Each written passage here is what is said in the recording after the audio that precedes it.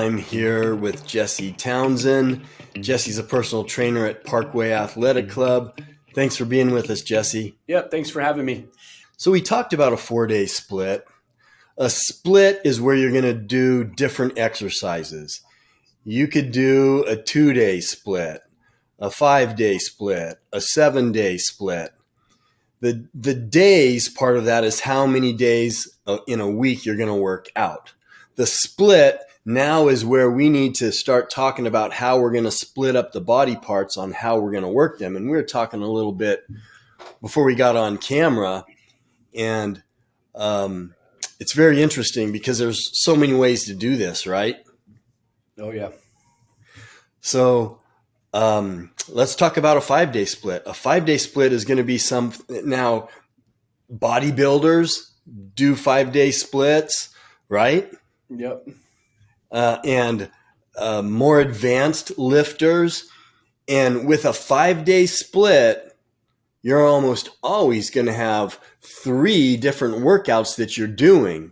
So what are your first initial thoughts on how you were telling me before we got on camera on how you organize your splits and what you do? And that's fascinating. I think that could be really helpful to our listeners. Yeah. So what I like to do is, and again, I'll add in my little rules, so to speak, of stuff, not to do as I talk about this stuff. Some of that stuff is more important for people, than even what to do at times, getting rid of the stuff that's wasting time or effort. Right. So, on a split, like what I like to do myself is let's call it a Monday, just for the top point of conversation. Really, the days don't matter. It's going to be more of how you line them up and how you do them depending on schedule. So on a Monday, I'll do legs, shoulder, and core to start off my week. And then, so for that, again, when I say legs, I'm focusing mostly on all the primaries, so glutes and hamstrings and quads and, maybe some calves if I can get those in there too, core, and then shoulders. When I do my shoulders on that day, I purposely avoid doing any front raise motion stuff.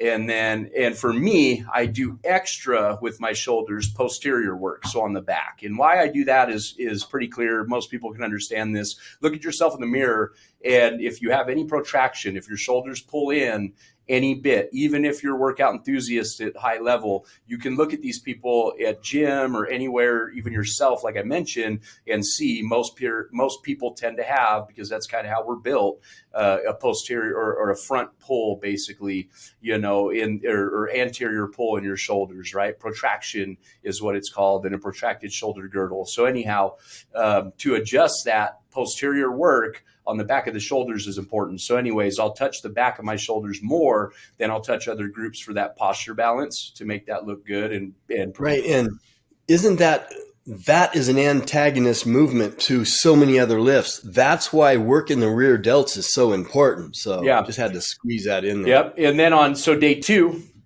I'll go in now. And again, I said I avoided to mention again the shoulder part of my front raise motions or my front deltoid or anterior deltoid motions. So I'll do chest on day 2, and I'll do my basically, and on this day with the chest, I'll do my front raise motions for the anterior delt to work on that part too with chest, because it's getting a lot of work when I'm doing chest as well, right?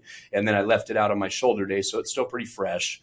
And then with that one too, I'll do my triceps on that day as well. So my push day basically is what that is.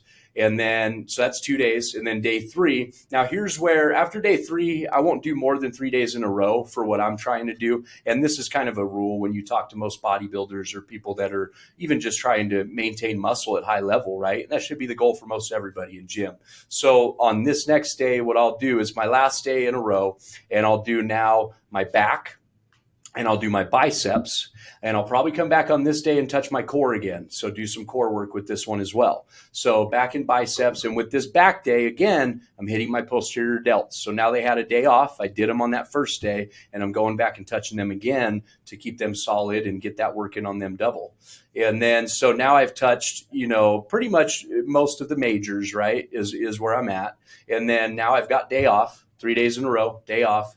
And then for me to hit my next days, what I'll do is I'll have one day in this week where I do, once I come back fresh, kind of like an overall, let's call it, pump day or full body day. But to me, what I'm working are compound movements on this day. And then I'm also going to incorporate core once again. So I might be doing like squats and deadlift and, bench press and maybe even an overhead press, right? But I'm doing these major motions and I'm going to hit that on that day too, mostly for strength, but also, again, a different way to hit these muscle groups instead of just most of the isolation or isometric work. I'm kind of coming back and hitting it different to stay athletic and keep the performance high. And then that last day for me, so that was my 4th day. And then my 5th day, again, after that day, if I can, I'm taking a rest again because that was a full body. So I'm trying to get at least 24 hours of rest. And then this last day for me, for a workout day, I call it my touch-up day.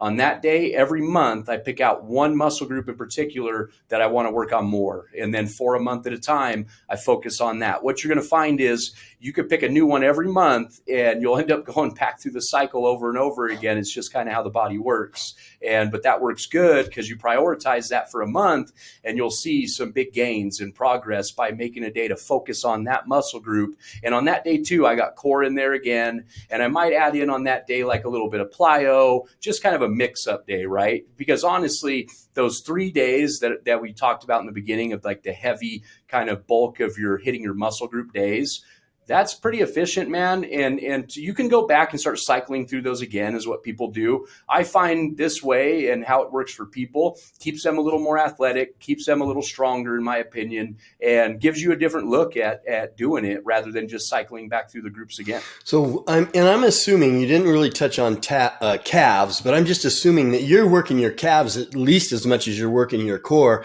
because it's hard to overtrain the calves. So you might work your calves most days to some degree or another, 2-3 right? days.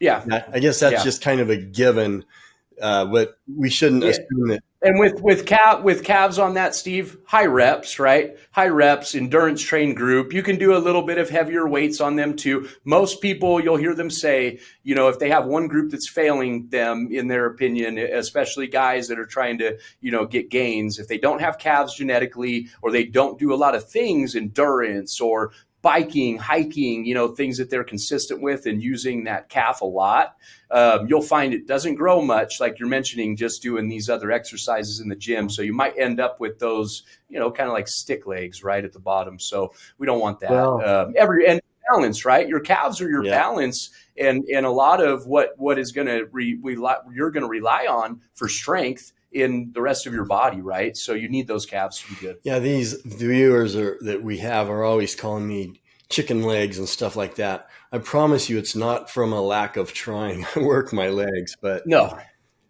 genetics. So that is great input. It's complicated, but hopefully this gives you all some ideas of how you can do this. So thanks for being with us, Jesse. Yep, thank you.